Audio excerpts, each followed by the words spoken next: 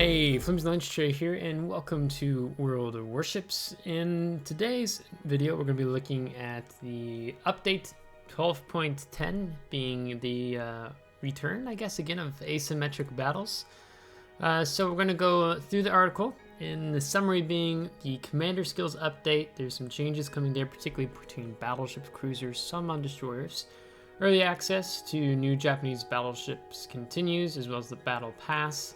Asymmetric Battles, Voyage to the North Pole continues, Clan Battles, Ranked Battles, Brawls, High School Fleet Collaboration is back, YouTube memberships, new arrivals in the Armory, balance changes, content addition and changes, other changes and improvements, and we're going to also claim our gift. If you're new to World of Warships, you can claim 1 day of World of Warships premium account, so make sure to do that. From the article, there's a video, you can watch it. I'm not going to bother with it because I don't want to deal with like asymmetric or asymmetric. I don't want to deal with copyright stuff. But Commander Skills update. With the release of update 12.10, we've made much needed changes to some unpopular and underperforming skills for destroyers, cruisers, and battleships. These changes are based on both statistical data and player feedback and are meant to make these skills more practical in battle.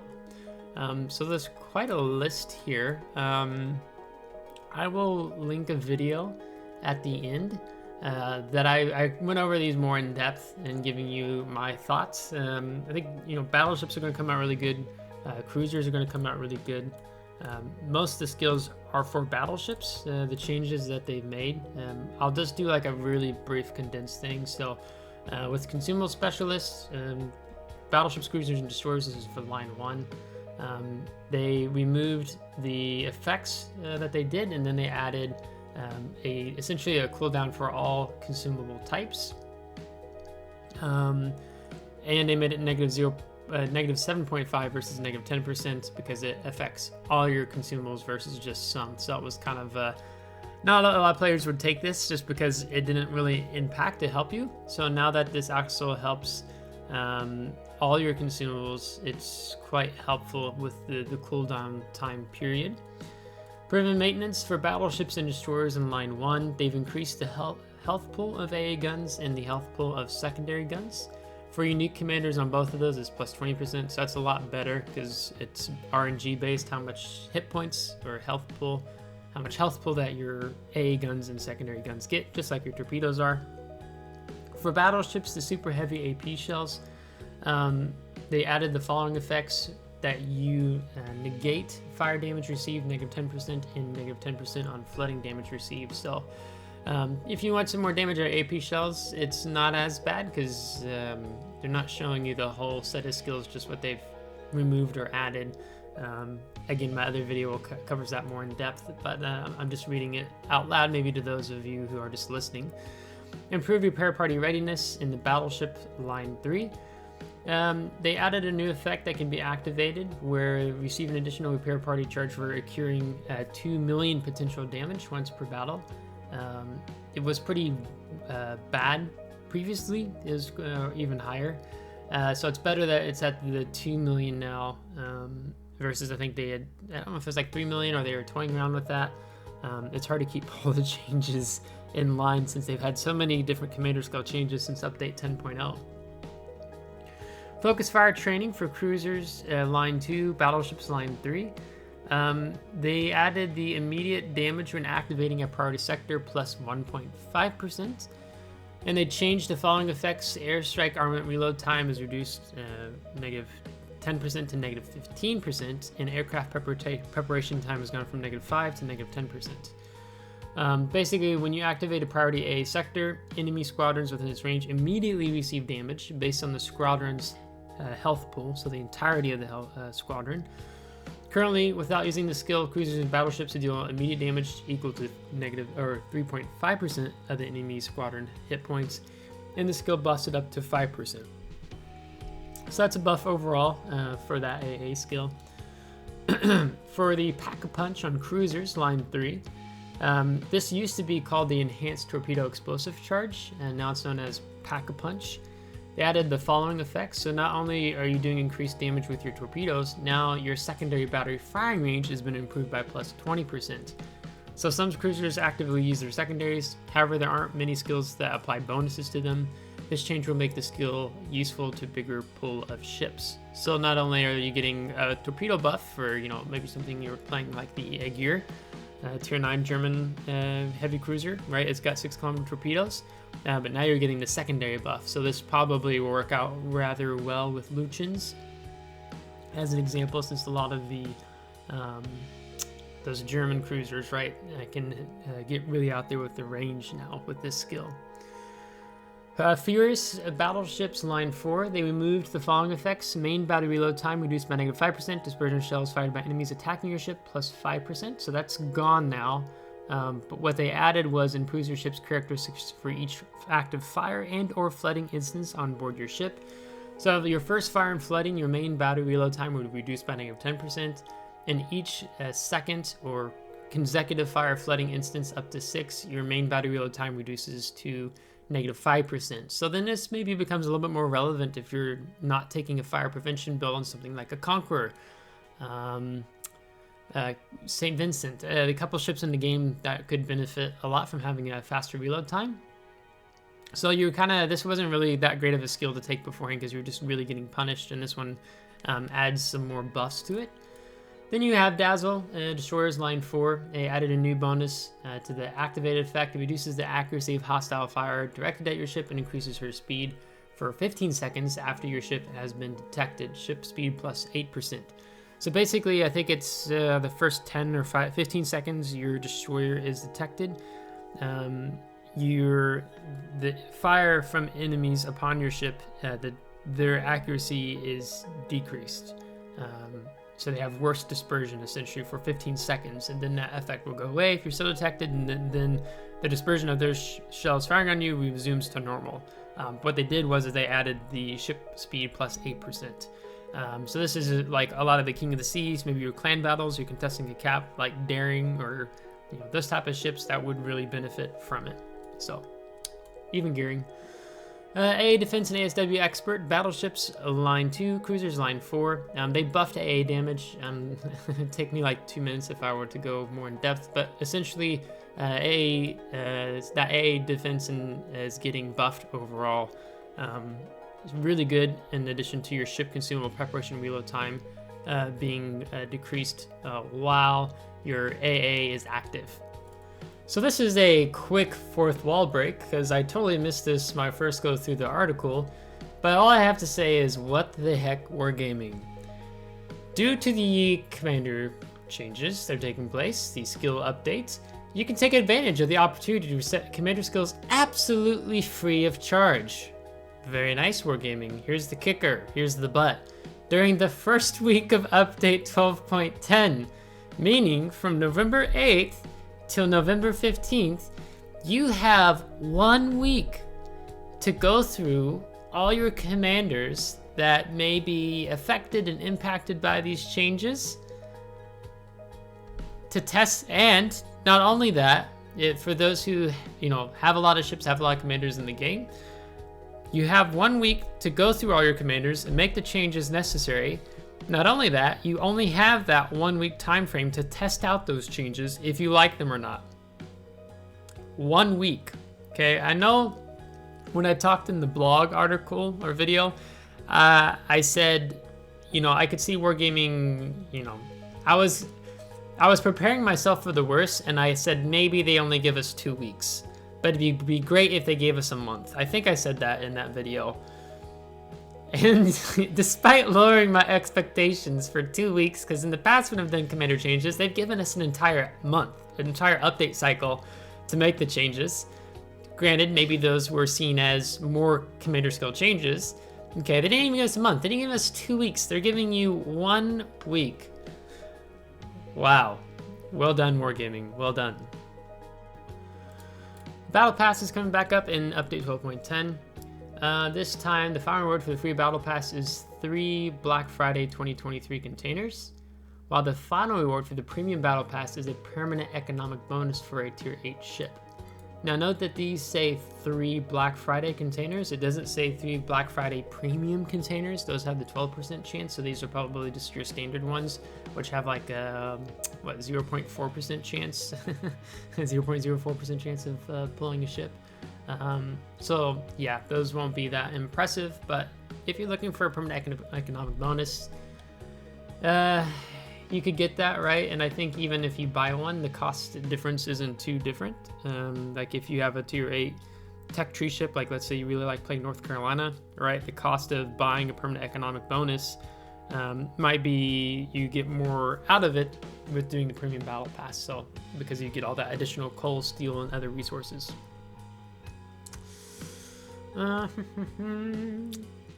Yeah, early access to new Japanese battleships, that discontinues. I haven't actually picked up any of them yet because I don't know if it's actually possible to get to the Adatara with only the Japanese tokens. But I believe Yamhara you should be able to with just the temporary resource of the Japanese tokens. So I'm still saving up mine, so I haven't touched them yet. Asymmetric Battles. This is going to start November 23rd. Wait, are they starting that for NA on Thanksgiving Day? Oh, I'm holding my phone upside down. I was trying to see my calendar. Okay, yeah, they're starting it Thanksgiving Day in the evening, my local time, or earlier in the day, yeah, 8 a.m. So it's going to go all the way till January 9th. The latest iteration of the Asymmetric Battles, they've tweaked some things. It waits you 2 weeks after the release of Update 12.10. This time you can participate playing Tier 8 through Tier 10 ships, as well as super ships of all types. You'll be matched in a team of 5 players, with the tier difference between human players limited to 1. So it's like, for example, 7s and 8s, 8s and 9s, 9s and 10s, 10s and super ships. And fight against 12 bots that will be 2 tiers lower than each tier represented in the player team. For example, if a team of players has only tier 6 ships, they will face tier 4 bots. If there are tier 6 and tier 7 ships on the team, there will be tier 4 and tier 5 bots. Bot teams won't have any submarines. Additionally, divisions of up to 5 players are allowed. So that can be fun, whether you're a clan or just divvying up with friends. They've made some improvements to the bot AI based on feedback. AI-controlled ships have been reprogrammed to prioritize the attacking the player ship with the highest health pool in proximity, because they would just focus whoever had the lowest health, right? First it was whoever's closest, then it was whoever had the lowest health. And now whatever ship has the highest proximity, which I think, yeah, that was on the public test server, right? So if the ship in front of you has higher, like battleships in front of you has higher hit points, they're going to focus him. Then once he becomes lower than you, the bots will switch focus fire to you if you have more health, right? Also, compared to the previous iterations, bots will be less efficient at dodging torpedoes and will more actively engage in capturing key areas. Voyage to the North Pole continues. Update 12.10 delivers another set of missions. They have the 6th, 7th, and 8th directive coming November 10th, the 17th, and the 24th. Complete and earn special rewards, as well as the Arctic tokens, which can be spent on various items, including some premium containers. That's how I've been spending my Arctic tokens on the Black Friday premium containers, and so far I've pulled 2 of 3 ships, opening 3 containers, so that's pretty nice. Voyage to the North Pole section in the Armory. With a new update, we've added Captain's Haldell premium containers to this tab. Completing all combat mission groups will bring you the Pozharsky, something like that. And there it is here. So I think it's got decent firing angles, even kiting, but I have to double check that and see. I feel like I just heard that. I'm not entirely sure. Clan Battles, we got the release of Update 12.10. Clan Battles Season 23, dubbed Triton, will commence. Everyone's thing. Rewards such as Steel, Oil, Days of Warships, Premium Account, Combat Signals, as well as expendable camouflages, and rare and unique expendable economic bonuses. The more victories you achieve, of course, the more rewards you will earn.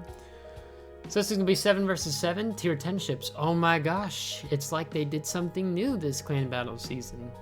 Hence sarcasm there, because they haven't. They'll be on Wednesday, Thursday, Saturday, and Sundays. Okay, so not on Fridays. Only Wednesdays, Thursdays, Saturdays, and Sundays. I see the Discords asking questions about it. This is going to go, yeah, from November 15th till the 8th of January. Looks like they're allowing destroyers, cruisers, and battleships. It doesn't look like they're allowing any aircraft carriers or submarines. Those are the maps. So the Atlantic, North, Trap, Loop, Estuary, Crash Zone Alpha, and Northern Waters. And as always in previous seasons, certain restrictions on numbers of specific ships or ship types per team apply in clan battles.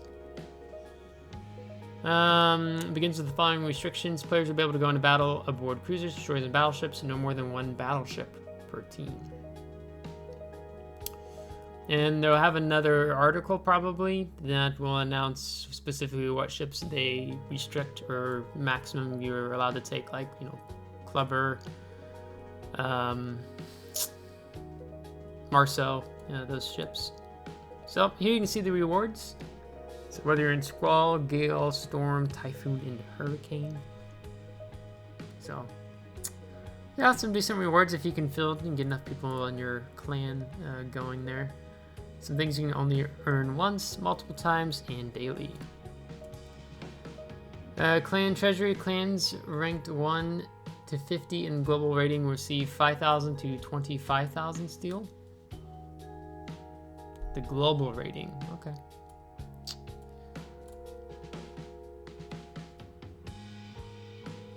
Clans that fail to enter the top 50 will receive steel and coal for their treasury at the end of the season. The exact amount will depend on their league and grouping.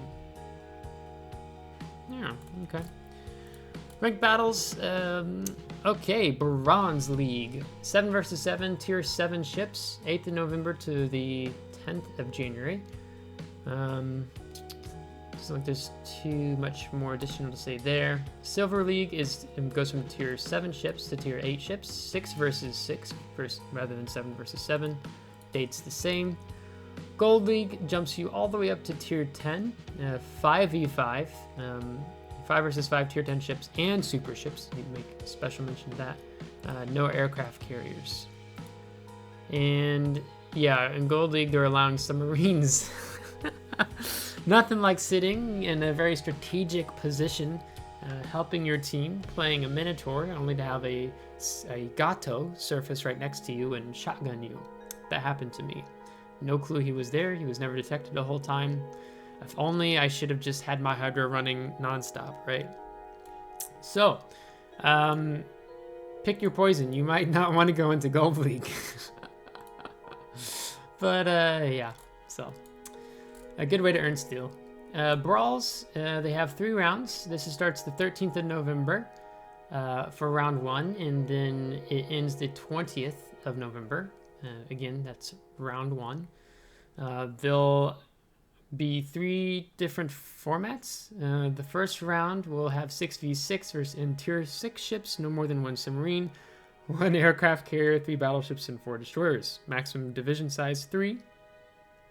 So they're allowing all ship types. Round 2, 9v9, playing tier 8 ships, no more than 1 submarine, 1 aircraft carrier, 4 battleships, and 6 destroyers. Maximum division size 3. Round 3, 3 versus 3 with tier 5 ships, no more than 2 battleships and 2 destroyers, maximum division size 3. Alright. And if you like the collaborations like Azur Lane or High School Fleet, you're in luck. So they'll have a new wave of collaboration between High School Fleet and World Warships, making its way into the game in Update 12.10. You hope they would return one day, and they haven't let you down. The characters from High School Fleet are coming back in the seas of World Warships. So, players will be able to attain High School Fleet Harakaze, High School Fleet Harakaze 2, High School Fleet Hai, as well as High School Fleet Commanders and Camouflages for Yamato, Musashi, and Harakaze. That's not all. We're hosting a special auction.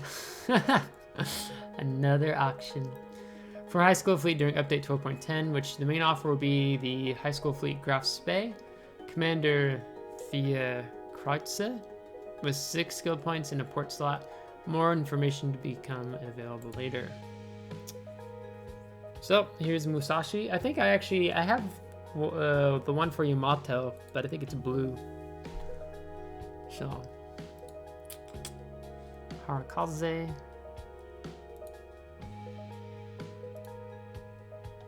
Just going back here. So green camo, red camo. Oh, that's interesting. I just noticed if you're looking at the water. Oh no, it's just, oh sorry. I was like, wait, are they doing something different? It just looked like the red popped more beneath the water line. Okay, interesting. And there's your high school fleet Harakaze. With cats, decals across the ship if you like that. There's the high tier 5. Looks like just a Congo. Is it just another Congo we're getting? And Harakaze. Not, wait, was this the Harakaze too? That's the camouflage. And these are the two, okay. And Grafspe. I mean, okay. There you have it. YouTube memberships. Basically, Wargaming does, you get access to these combat missions and such if you become a member on the YouTube page, and you get more rewards upon completing those combat missions, so I'm not really going to go into that. New arrivals in the Armory. For running a Soviet-themed event centered around the Tier 9 Navarin. Oh yeah, I've played against this. That will go live with update 12.10. Players will be able to purchase Navarin for doubloons. Are you sure it's not an auction? But she can be also obtained in Soviet containers. Soviet containers can also drop the Ochakov Mikoyan and the, just called the Bagration, as well as Soviet permanent camouflages. So this is, it looks like a low tier. I would say it looks more like a tier 5 or 6 battleship, but it's got 12 guns. Yeah, so it's pretty tanky. I played against one. I think I was in like Zhao or something like that, so I was just really trying to HE spam him to death. So we eventually got him. Players will also be obtaining Soviet permanent camouflage for the tier 8 Soviet cruiser Talon as a final reward for completing a special combat mission chain. Balance changes. So there's some multiple changes coming in here. So let's take a moment and look over this. Yada, yada, yada. Basically, they're going to make some changes to Austin, ZF6, Tashkent 39, and the Pan-Asian cruisers. So Austin is getting a main battery reload buff. They're reducing the reload time from 8 to 7.5 seconds. Your main battery reload booster consumable reload time is also reduced from 125 to 120 seconds, so they just shaved 5 seconds off there. German destroyer set of 6, tier 9. Main battery reload time is reduced from 4 to 3.8. Your main battery 180 degree turn time is reduced from 18 to 10 seconds. I don't have that German destroyer. I mean, I have Austin. Cool to see a buff on Austin. I won't fight that. ZF6 seems to be a pretty good tier 9 destroyer. So this got more stronger. Soviet destroyer Tashkent 39, it's tier 7. They're reducing the torpedo reload time from 100 to 93 seconds. Pan-Asian cruisers, so let's start off with Chongqing, tier 5. Oh gosh, there's so much reading here. The main base hull main battery reload time is reduced from 10.5 to 9.9. The researchable hull main battery reload time reduced from 9.5 to 9. So just a main battery reload buff there. Researchable gunfire control system main battery firing range increased from 12 to 13 kilometer.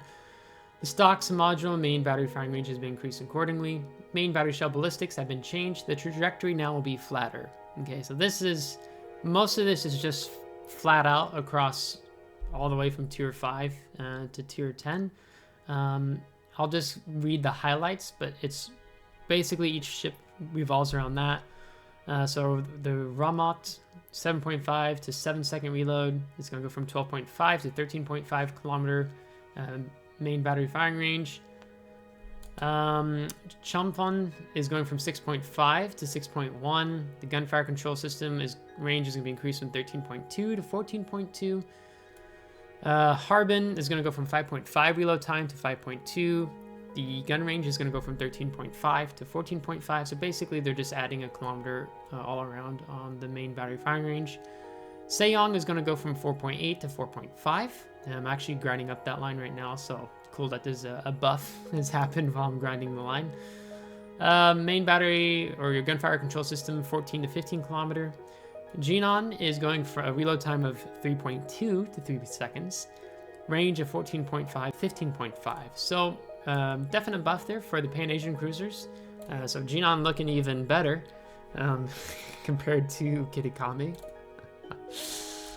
Content addition and changes. They added the King of the Xbox flag and patch. Excuse me.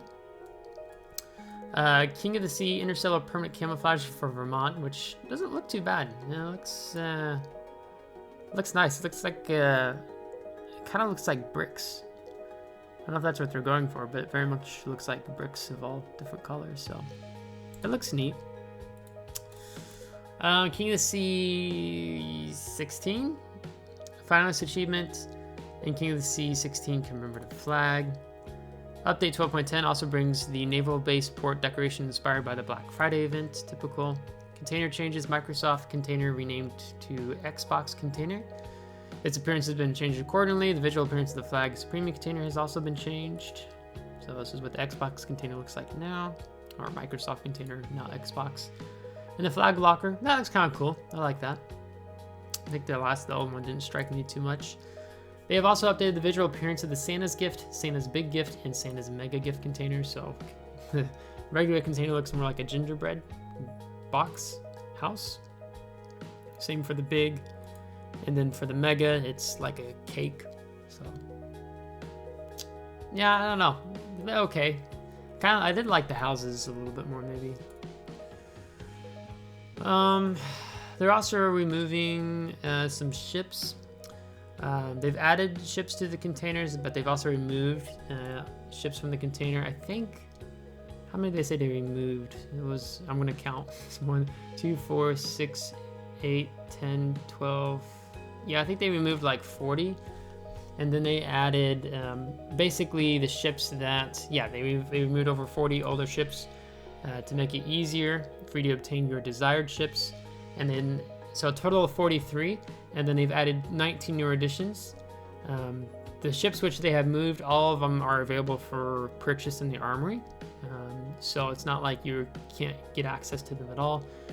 And so including the new ships that have been added, excuse me, they've added the Brisbane, Jaeger, Colossus, the Almonte Gros, and the Tier 7 West Virginia 44.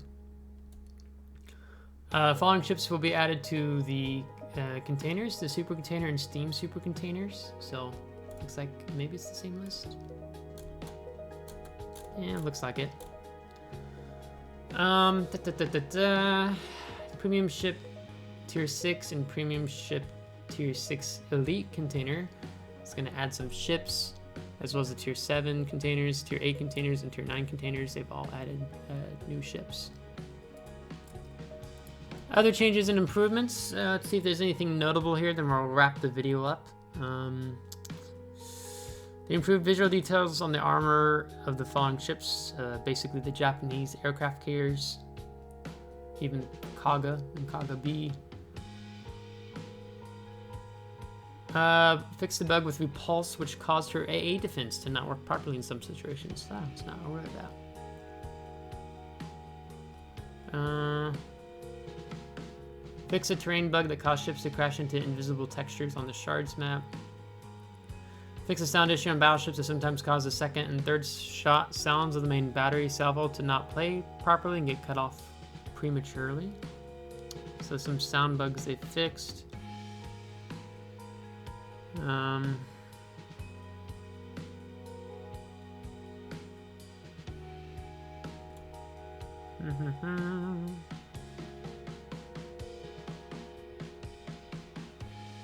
Fixed a bug with the ocean map in the domination mode, which caused key area B to not be neutral from the start of the battle. Oh, okay. Interesting. Fixed an issue which did not allow players to create a division for clan battles before prime time was available. Yeah, that was annoying some people. Yeah, so in conclusion, what are my overall thoughts on this new update? The commander skill update, I think, is a definite win. That's really good. Battle Pass is meh. You still have early access to Japanese battleships ongoing. Asymmetric battles, that's fun. Glad they're bringing that back, especially for people who don't always want to deal with PvP. Clan battles, wargaming, it'd be nice if you actually did something different rather than tier 10 all the time. Like, change it up. You're too lazy to change it. I don't know why. People are getting really bored. High school fleet collaboration, so that's a different win for those of you who really like the high school fleet collaboration. Some new arrivals in Armory. Yeah, this one's an okay. It's not like mind-boggling awesome. I mean, you have the Black Friday event continuing, of course, as this takes effect. Update takes effect on Wednesday. Yeah, good overall. Not a whole lot going on here, but I'd say the biggest thing is the commander skills update. So good on Wargaming to continue monitoring that and changing and buffing AA and buffing secondaries for cruisers in particular. So pretty excited for that, because there's just some skills that just didn't make sense to take. So it seems that caught their spreadsheet's attention. So good to see that. So I'm going to wrap the video up on the head. I have no idea how long I've been talking. It's kind of a lot to go over with those ship changes, so it probably went longer than I would have wanted to. But if you liked today's video, give a thumbs up. If you didn't, give a thumbs down. Subscribe if you do want to see more. If you have already subscribed, thanks so much, and we'll catch you next time. Take care.